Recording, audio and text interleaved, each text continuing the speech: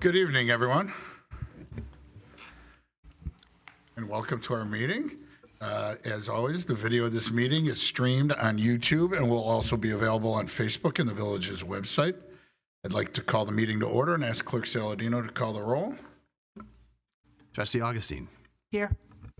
Trustee Gale. Here. Trustee O'Brien. Here. Trustee Thompson. Here. Trustee McGee. Trustee Peterson. President Kugler. Here. And Trustee McGee indicated that she would not be able to attend tonight. Next up, I'd invite the audience to stand and have Clerk Saladino lead us in the pledge.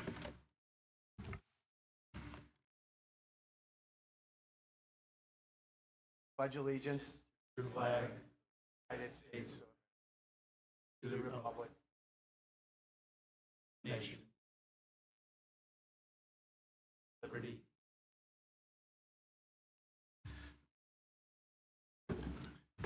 Thank you.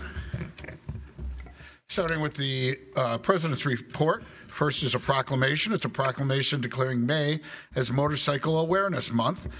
The village is committed to safety of all who travel on our roadways, and that obviously includes motorcycles, and I'll add mopeds and Vespas and scooters. In support of the village's public safety efforts, I'd like to take the opportunity to read the following proclamation.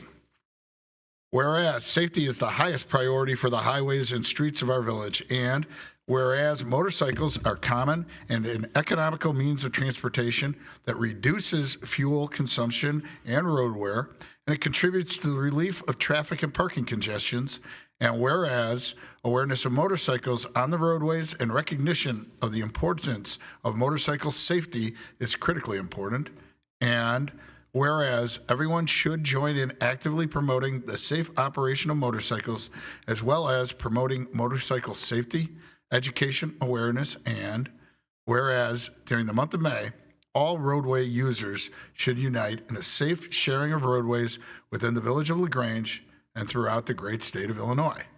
Now, therefore, be it resolved that the village of LaGrange does hereby proclaim the month of May of 2026 as Motorcycle Awareness Month and urge all motorists to join in improving the safety of our roadways. So I would encourage all of that. Thank you. Moving on, last Friday I was invited by the LaGrange Business Association for a roundtable meeting with Congressman Carlson. He heard from several of the business owners as well as other members of the community about issues. And again, it allowed myself to thank Congressman Carlson for his efforts, including on behalf of small businesses. But as always, when given the opportunity, I ask him about flood relief and specifically what can be done to release the funds that are really holding up the project at Sunset and Elm. So he hears the concerns, he knows the concerns of our residents, and is working to make sure that funds are eventually released and we can do the necessary infrastructure improvements. Moving on to happy news, LaGrange Carnival and Pet Parade. At the end of the month, LaGrange Carnival kicks off on Friday, May 29th, bringing some classic summer fun to the heart of our community. The carnival goes until Sunday, May 31st, and includes exciting rides, carnival games, food, and more. Volunteer and sponsorship opportunities are available. Those that are interested should visit the LaGrange Business Association webpage. On Saturday, May 30th, a lot of people think it's the first Saturday in June, but it's always the Saturday following Memorial Day. So again, Saturday, May 31st, May 30th, Saturday, May 30th, the annual Pet Parade will step off. This the 80th year, and it's 80 consecutive years for the parade.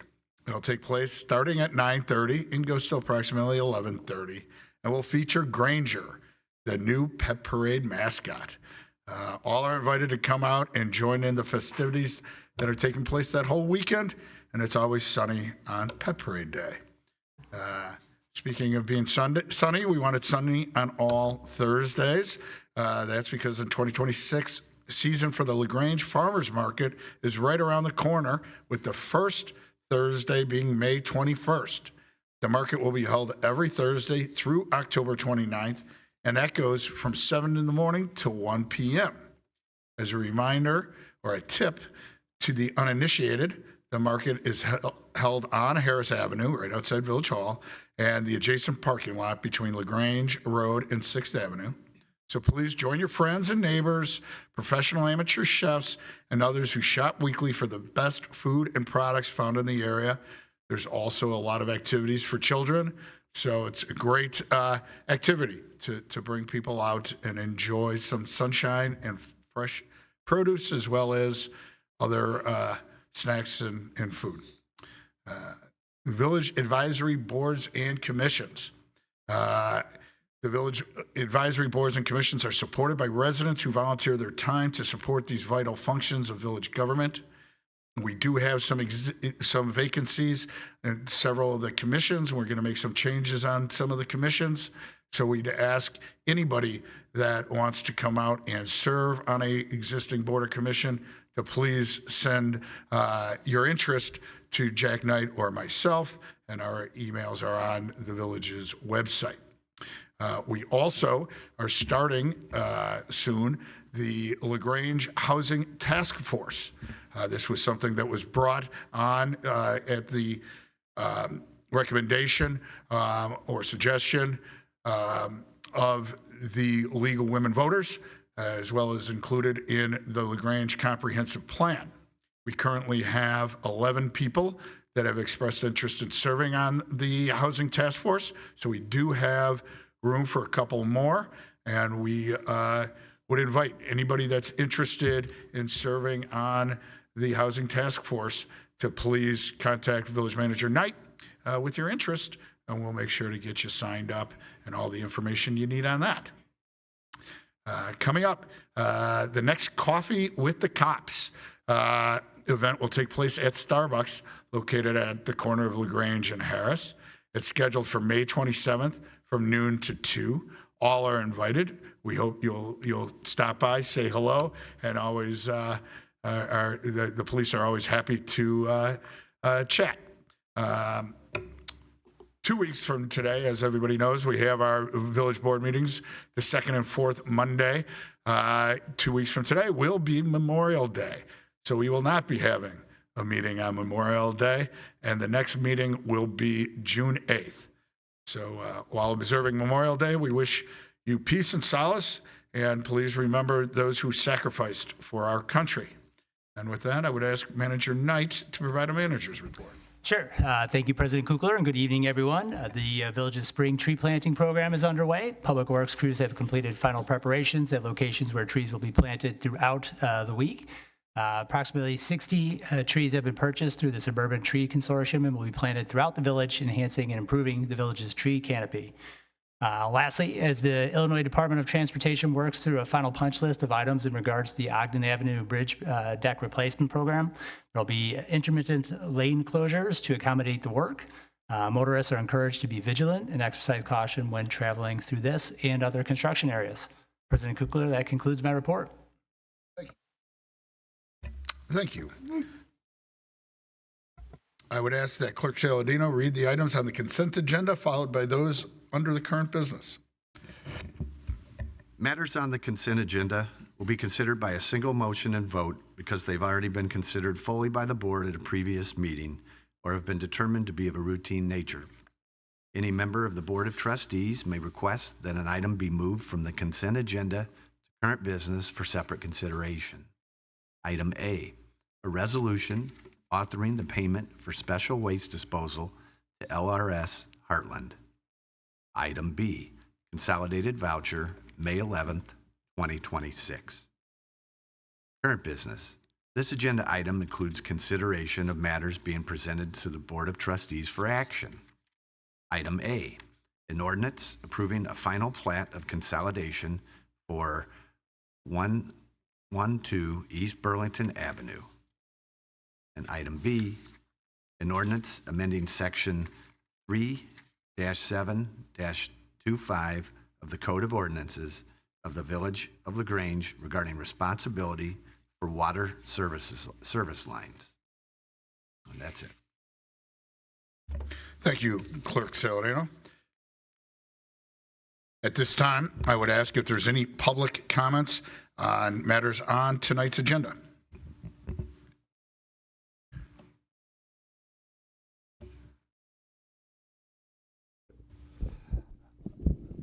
Good evening, trustees, President Kukler.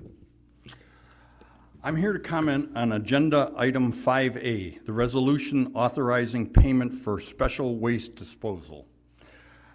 I'd like to first address the timing of this request. The invoices attached to this item are dated from February. Since that time, this board has held a budget workshop in March, a public hearing in March, and a final budget vote in April. It is highly concerning that these expenditures representing a significant overrun of a $45,000 budget, which you're asking for $105,000 more, was not disclosed during those public sessions. Bringing this forward now as a routine consent agenda item lacks the financial transparency the public expects during the budget cycle. We had this budget and we knew that we had these bills. Why wasn't something said about that before? Why wasn't this brought up? Second, there is a broader concern regarding the nature of the waste we are disposing of. In the agenda of the Park District of LaGrange meeting from November 10th of 2025, there was a soil investigation map. The Sedgwick Park was produced. This map reveals soil contamination that exceeds clean construction and demolition debris disposal limits, along with chemical contamination exceeding allowable values. Specifically, the investigation highlights elevated levels of mercury. It is well-known technical concern that mercury can be highly detrimental to the integrity of iron piping. Since the village has a water main running through Sedgwick Park, it's a 12-inch main that feeds Bluff Avenue, is in the immediate vicinity of the hot spots. This presents a direct threat to our critical infrastructure. How is the integrity of that water main being monitored into the relation of this mercury exposure? And what steps are being taken to prevent structural degradation of our potential water quality issues?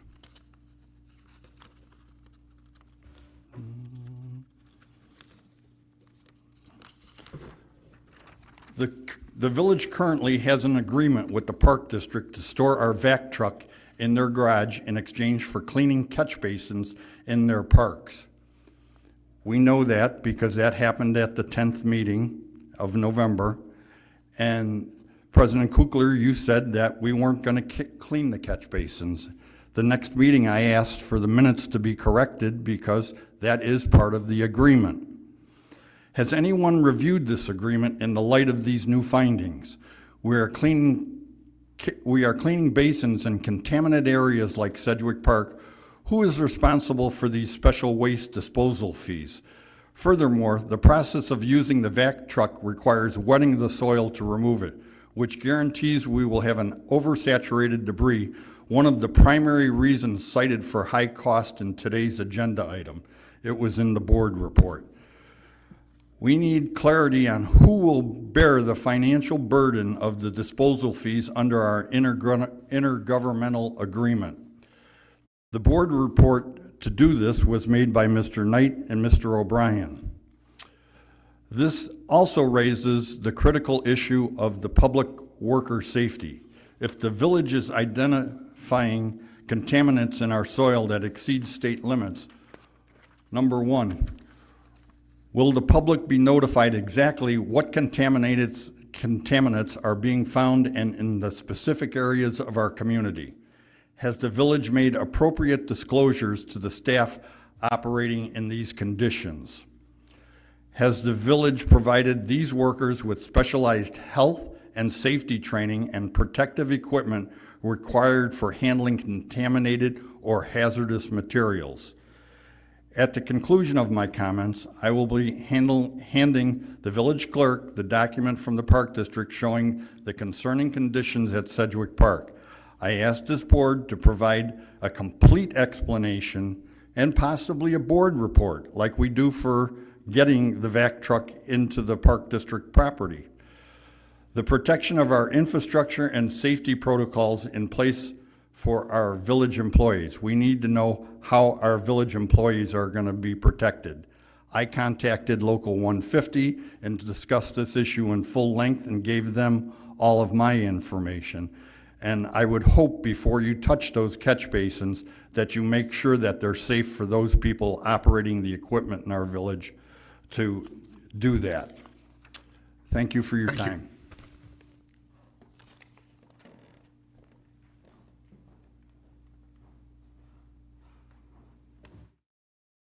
Thank you.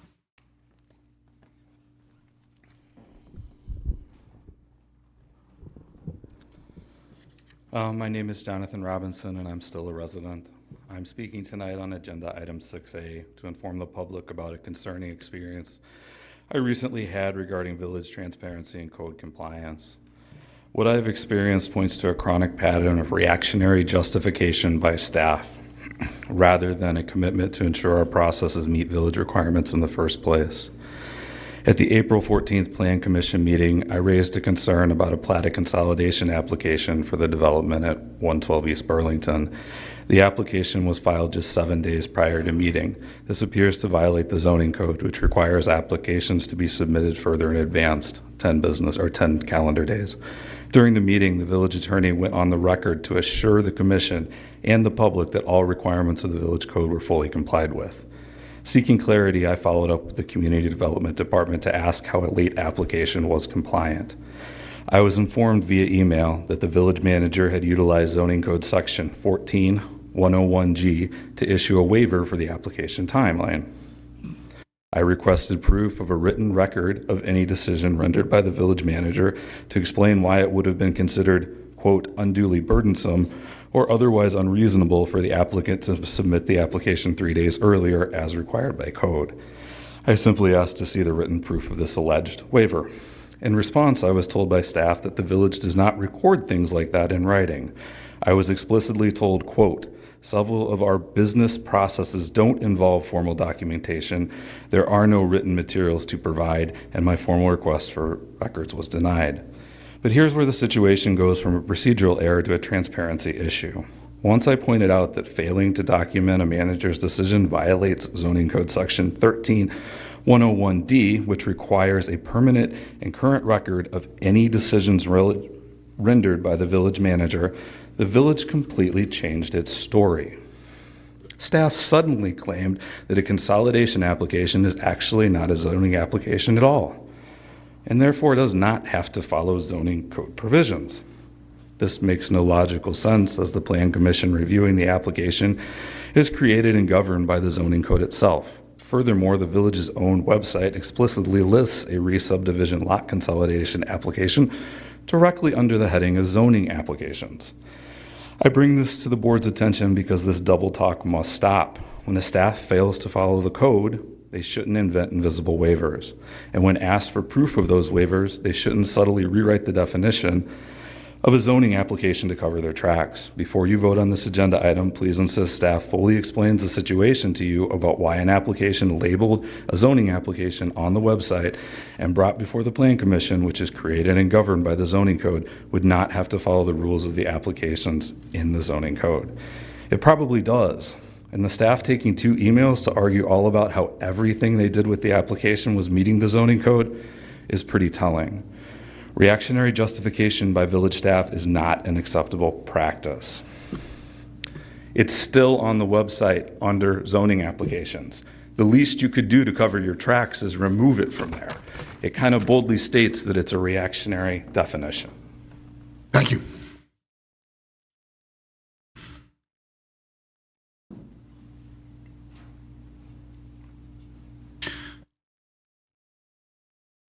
Seeing no other people wishing to speak. May I have a motion to approve the consent agenda and a second? I move for approval of the consent agenda as presented. Second. Thank you, Trustee Gale and Trustee O'Brien. Any discussion regarding consent agenda?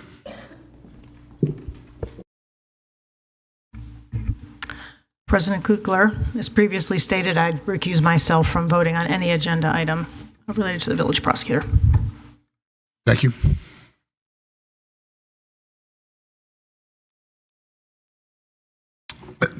Seeing no other comments regarding the consent agenda, Clerk Saladino, can we have a roll call vote, please?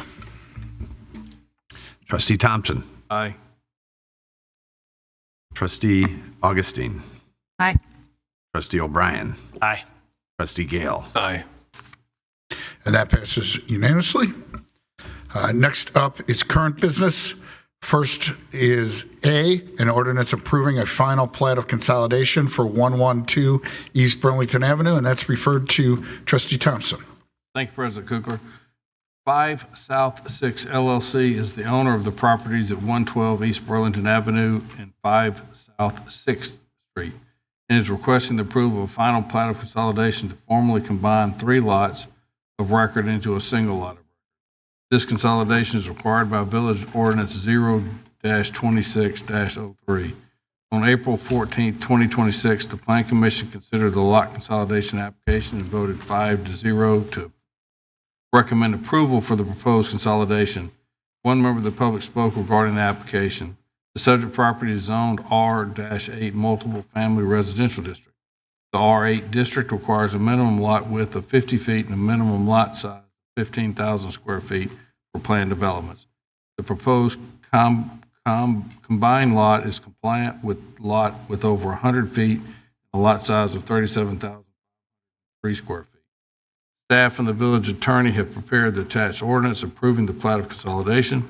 The village board concurs with the recommendation of the Plan Commission and motion to approve. That attached orders will be appropriate. I recommend that we approve the attached ordinance. Second. Thank you, Trustee Thompson, Trustee Gale. Any discussion regarding this matter? Seeing none, I would ask for a roll call vote. Trustee Augustine. Aye. Trustee O'Brien. Aye. Trustee Gale. Aye. Trustee Thompson. Aye. And that passes unanimously. Item B is an ordinance amending Section 3-7-25 of the Code of Ordinances of the Village of Grange regarding responsibility for water service lines. In Trustee McGee's absence, I would ask Trustee Augustine to introduce this item. I'd be happy to. Thank you, President Kukler. Village policies related to the payment of the costs associated with lead service line replacements were discussed during the April 27th, 2026 Village Board meeting. One of the topics raised during the discussion was Section 3-7-25 of the Village Code, which assigns the responsibility of the service line to the owner of the property. According to this provision, property owners will be responsible for costs associated with the service line from the water main to the water meter found in the home. The Village Board discussed this provision and unanimously supported the considering of an amendment to the Village Code that would instead establish village responsibility for the portion between the line, a portion of the line between the water main and the Buffalo or B box. Under this amendment, the homeowner's responsibility for repair/maintenance of the service line would be reduced to the portion of the line found between the B box and the water meter. In accordance with the Village Board direction, a proposed ordinance amending Section 3-7-25 has been prepared for consideration as the village's lead service line replacement program framework had already anticipated replacements of the service line from the water main to the B box to be the village costs in accordance with loan provisions. There are no unanticipated budgetary impacts associated with this code amendment. Staff is recommending that we approve the proposed ordinance amending Section 3-7-25 of the Code of Ordinances of the Village of Grange regarding responsibility for water service lines, and I move to support. Second. Thank you, Trustee Augustine and Trustee Gale. Any discussion regarding this? I did want to ask, what happens for emergency lead line repairs. So in other words, more specifically, a homeowner contacts Public Works or Public Works notices that a lead service line needs to be repaired. This ordinance now is going to require the village pay for the half from the B box to the main. Is that correct? This covers emergency lead service line repairs. Yeah, that's correct. We would pay for the portion from the main to the B box. We would likely give the homeowner the option to contribute from the B box to the water meter inside the house. Kind of dependent on the probably discussion that's been ongoing.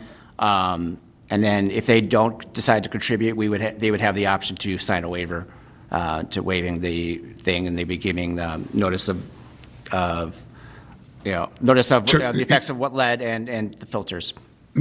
I appreciate that. So is the idea or the thought process right now that on emergency lead service line repairs, replacements, the village is going to retain the contractor?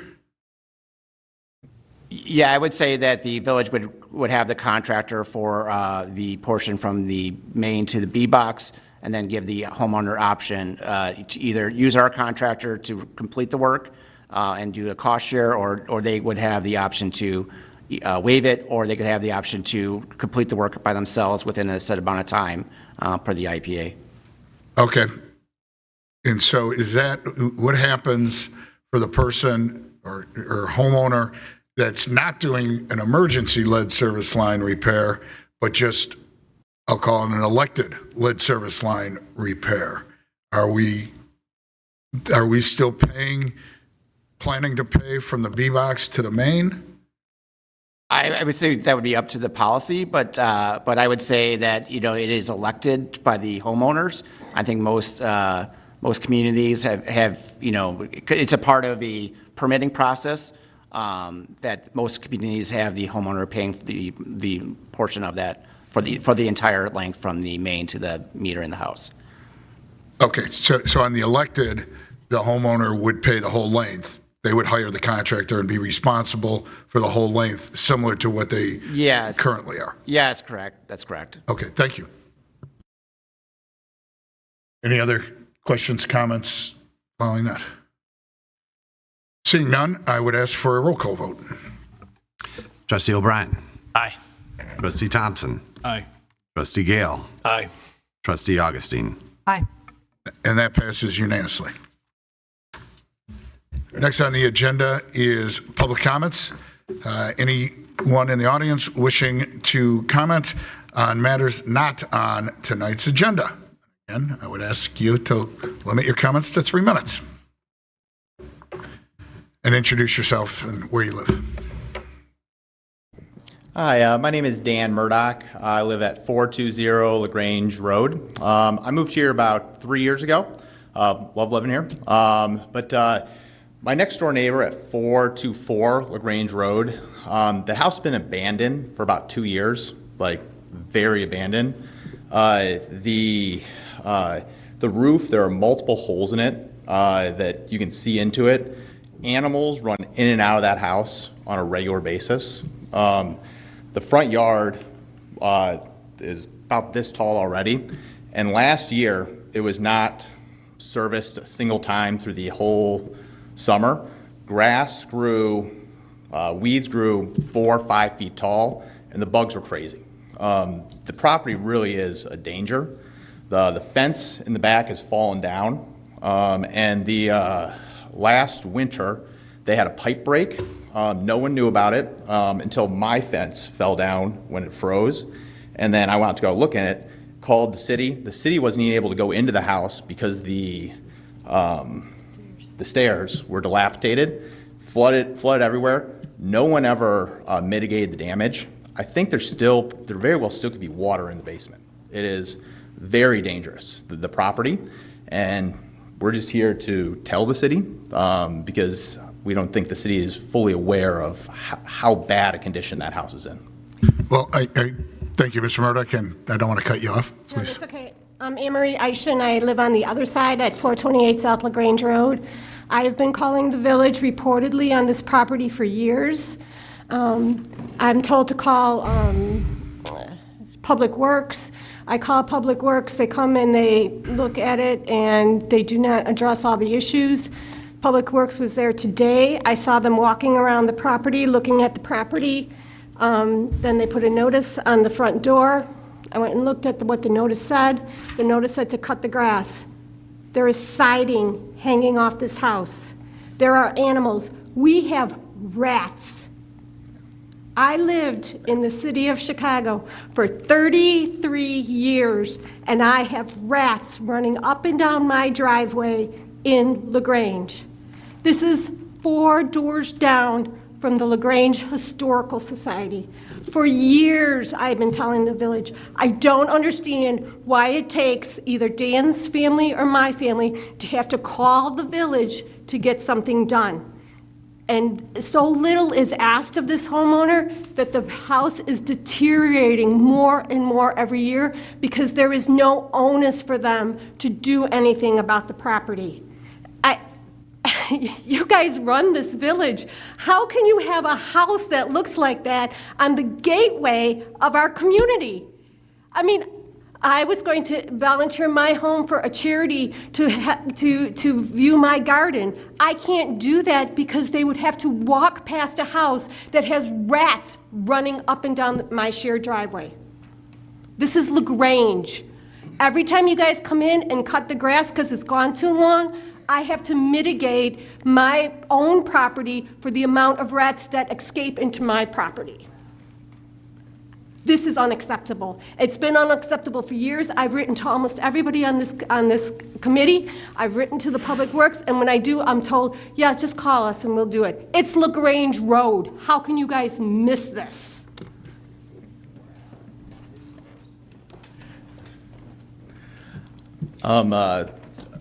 One other thing, just outside what she's saying, I don't come to many of these, I just want to throw this out here as well.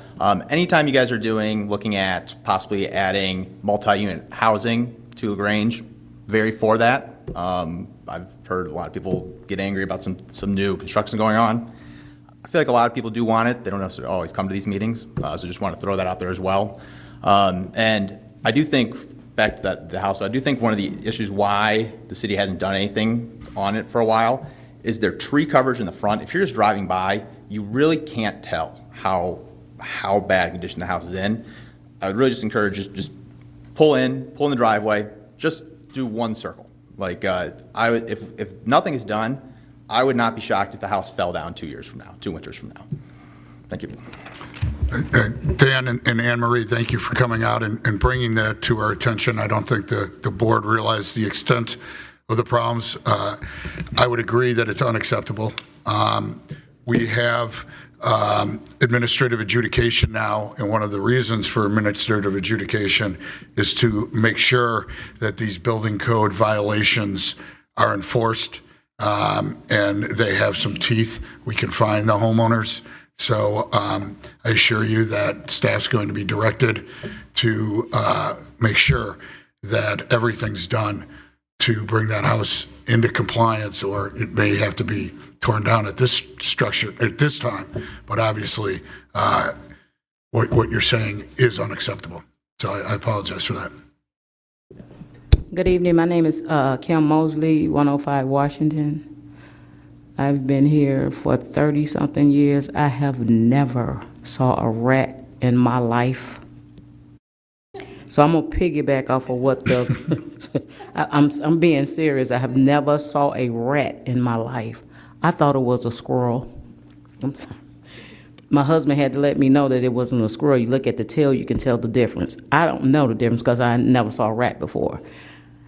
I am so appalled, and the reason why I know you understand LaGrange. So it's really unacceptable, really unacceptable. I would have never, no one could have ever told me when she stood up there and said that about those rats, she's not lying. Like I said, I've been here over 30 years, I've never seen a rat, and it's a problem. 200 Sawyer has been vacant for at least 5 years. big old hole in the roof. It's a car abandoned there, weeds all around. Someone cut the grass today, thank you. But the house is abandoned. No one has been there. So I don't know who's in charge for the ordinances of LaGrange, but I can honestly tell you when I first moved here, my grass, I don't think it was even like a couple of inches, they gave me a ticket. What happened to that? All I'm asking is, whosever job it is, just do your job, because when my taxes are due, I have to pay them. And I'm appalled about that. They went up 47% interest on mine, 47%. And then now I gotta deal with rats? That's unacceptable. So I appreciate if someone, I don't know who's in charge, but don't just keep giving us the runaround when we call, you know, then we pass the loan, because it's unfair to us, because we're paying for it. And I don't wanna pay for rats, I'm sorry. Thank you again, Ms. Mosley, for coming out. I agree with you. It's unacceptable. And staff will be directed to look at that house and making sure that not only it's being cited for grass, but for any of the building code violations. And again, we're able to bring that to administrative adjudication. We're able to put liens on the house. We're able to move forward with that. And I know the board wants staff to aggressively do so. Appreciate But that. we appreciate you bringing it to our attention. Yeah. It helps us to direct the resources to the right places. If whoever does the ordinances, if they did them, I don't care if it's quarterly or whatever, just do them, because it's several properties. It's not just 200. It's several properties that's out of code and been out of code for years. I agree that there's a number of properties, and I sometimes wonder why they're not all being cited. I agree that we have this adjudication now. It's my hope that they all will be cited, and we'll start getting in compliance. Thank you. But it helps if we're able to say, here's the house, go out there. Staff should go out there and investigate. So do the people who are supposed to do the jobs, as far as the ordinance is concerned, I don't think we should always have to come here and tell them that if that's their job. I agree. I'm just saying. I agree. Thank you. Thank you. Okay, good evening, everyone. My husband make me do this. I never do something like this, and I'm gonna try to explain the best what I can. I'm broken English, and I had and I have oral surgery a week ago, so that's why I'm wearing the mask. So me and my husband Tom, we live in 740 South Madison Avenue. We've been LaGrange residents since 2002. So our problem is in our backyard. Our neighbor in our backyard is 745 Ashland Avenue. So they water, it seems like they're higher than we are. So when we have a rain, all the water coming in our backyard, and it's like a lake. So I did call the public work. Public inspector came up, Kurt, and he didn't see the problem.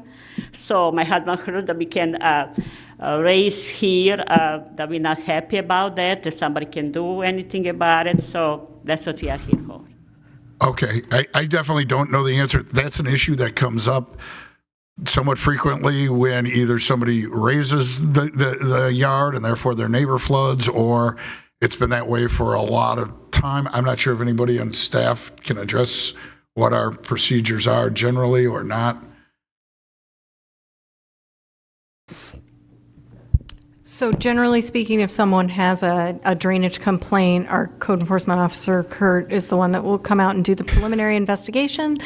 If you still would like to talk to someone, an engineer, about what opportunities you may have to be able to help mitigate some of the issues on your property, the initial pass is to see if there's been any illegal work without permits not closed out on any of the adjacent properties. If we can't find any evidence of that or any evidence of recent regrading without permits, then typically the next step would be we can make a village engineer available to speak with you about things you can do to mitigate the drainage situation you're having on your property. So should they reach out to You you can to certainly see reach about out to me. I'll come 740? find you after the meeting. Okay, thank you. Thanks so much. And thank you for coming out. We appreciate it. Thank you.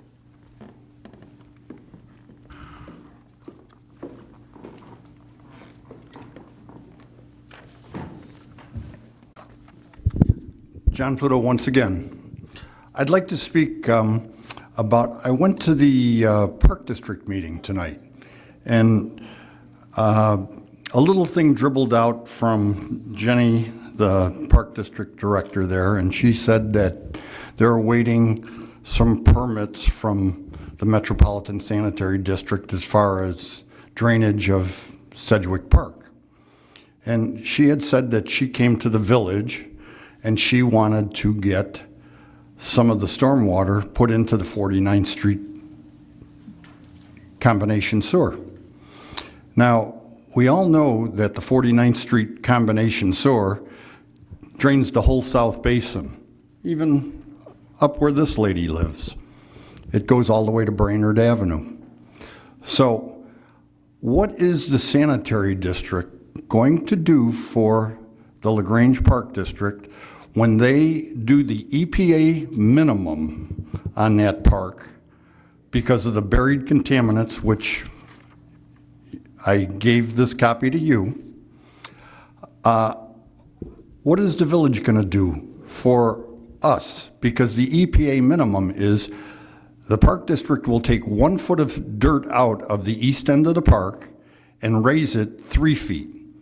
That is going to create a duck pond in the middle of that park, okay, which they were hoping they could drain off into the 49th Street combination sewer.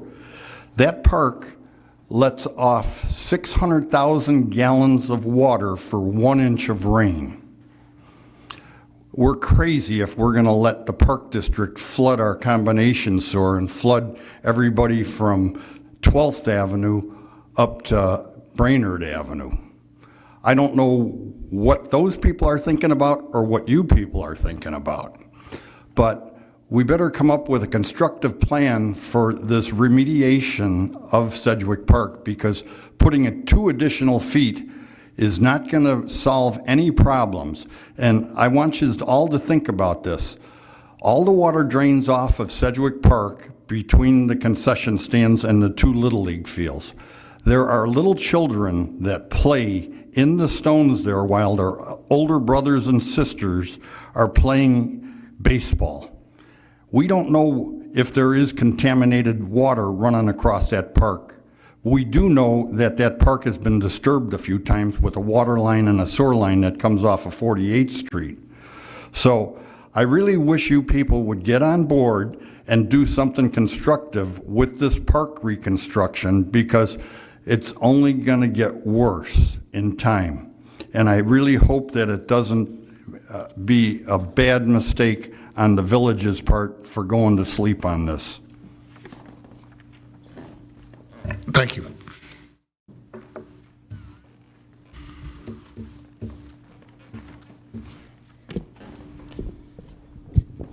My name is Jonathan Robinson, and I'm still a resident. I'm here to request that the board inquire to the village FOIA, or Freedom of Information Act, compliance and the apparent withholdings or potential unauthorized destruction to the public records. With my YouTube channel, Eyes on the Grange, I looked back and asked for the audio recordings of any of the smaller meetings for any of the years previous. I recently attempted to work collaboratively with the village to archive audio recordings on those smaller commission meetings. I began by requesting a simple inventory of available records. After the village failed to provide that inventory, I submitted a broader request for the recordings themselves. The response I received raised several red flags regarding the integrity of our public archives. There was major evidence of withholding. The village claimed that the Police and Fire Commission recordings were redacted because they were closed meetings. However, I was physically present at the last 3 meetings. 2 of the last 3 meetings were completely open. I have video proof of staff members operating audio recording devices during those open sessions. They're posted publicly on my YouTube channel. Inconsistent disclosures. While the village provided some Plan Commission recordings back to 2019, staff explicitly referenced reviewing audio from a DVD from a 2009 Plan Commission meeting on 2 separate occasions during a November 2025 meeting. The older record was not produced, nor were any of the recordings of what appear to be at least a decade of Plan Commission recordings. Audio of the November 2025 meeting with those statements made by staff about the review of that older record is publicly available again on that YouTube channel. Selective omissions beyond that, when I was converting the audio files to video, I realized that there were meeting files that were selectively missed when checked against the official agendas. I found that for the last 2 plan developments, the initial meetings at the Plan Commissions were missing, along with other potential recordings, such as when discussions happened about the comprehensive plan. To understand if these recordings had recently been adequately disposed of, I FOIA'd information from the state of Illinois regarding the village's record disposal certificates, which are required prior to destroying any records. According to state records, no records at all have been authorized for destruction since 2024. If these recordings are missing, particularly the recent Police and Fire Commission records, because they were deleted or discarded, it appears that it was done outside of legal state requirements. When I appealed these omissions with the village staff and explained the things previous to them, I was met with a simple no additional records response, and they completely refused to offer any explanation about my concerns. The willful or neglectful omission of public records is not just a procedural error, it's a violation of the public trust. It appears that the records are being filtered based on their perceived sensitivity and or difficulty to retrieve from older media rather than their status as public documents. I'm asking the board tonight to direct the village manager and village attorney to provide a full accounting of these missing records. We need to know why recordings that staff have referenced in public and that I have personally seen being recorded are missing from the public archives. Transparency should not be something a resident has to fight for. It should be a default setting in this government. I'm up here to question you because that's the role of the public. We question. Yes, it drops public trust. It's your job to bring it back by answering those questions. I'm not doing anything I shouldn't be. You neglecting to answer those questions and refusing to answer those questions are what's destroying public trust in this community, not me. It's you. Thank you. Thank you.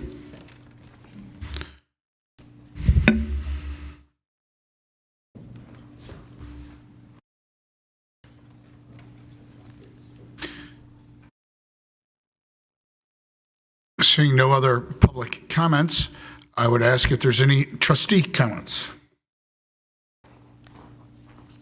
Trustee Augustine.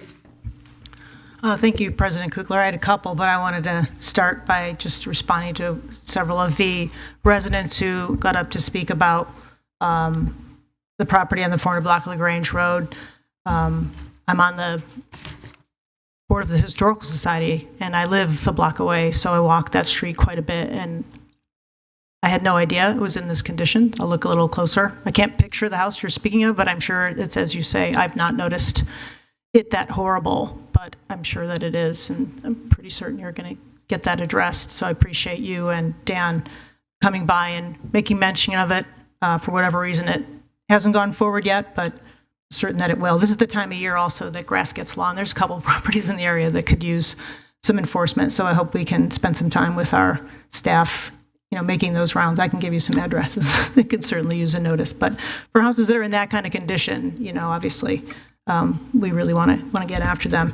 The thing I wanted to also mention was that the village, the LaGrange Historical Society just wrapped up a kickoff event for the latest 2026 exhibit, which is a free and open to all kind of thing that the Historical Society does every year. And this year it is called, the official exhibit name is called A Walk Through Time, and it will be a collection of LaGrange area archives, which includes LaGrange Park, with items from 8 decades, using authentic artifacts, clothing, photographs, and stories. It's really great. We had about 100 people come through over the weekend, and they loved it. And we are hoping that everybody on this board and in the audience and watching and in the community can make their way over there. We're open on several weekdays and Saturdays. And last but not least, I wanted to say that in just under a year from now, in the spring of 2027, I will be at the end of my second 4-year term as the Grange Village Board trustee.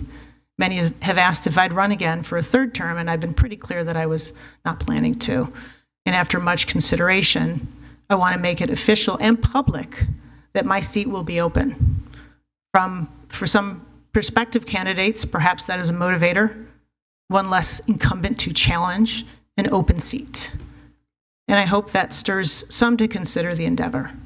Another reason I do this is because, as I have learned, sometimes board members do not indicate whether they will run again or not until right before the filing deadline. But by then, many have actually already informed someone that they know, and perhaps another person has had time to prepare and is ready to file by the time the rest of the public learns a candidate is not seeking re-election. I pass no judgment on that practice, but it is not for me.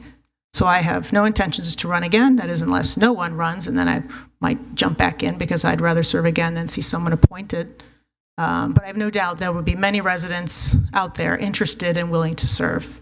So it's time for the public to start talking about it, start finding out what it takes to run, and get your ducks in a row. And a great place to start is the Citizens Council of LaGrange. Thanks. Thank you, Trustee Augustine. Seeing no other trustee comments, I'd entertain a motion to adjourn. I move to adjourn. Second. Thank you, Trustee Gale, Trustee O'Brien. All in favor, please say aye. Aye. Any opposed? Hearing none. The meeting is adjourned at 8:22.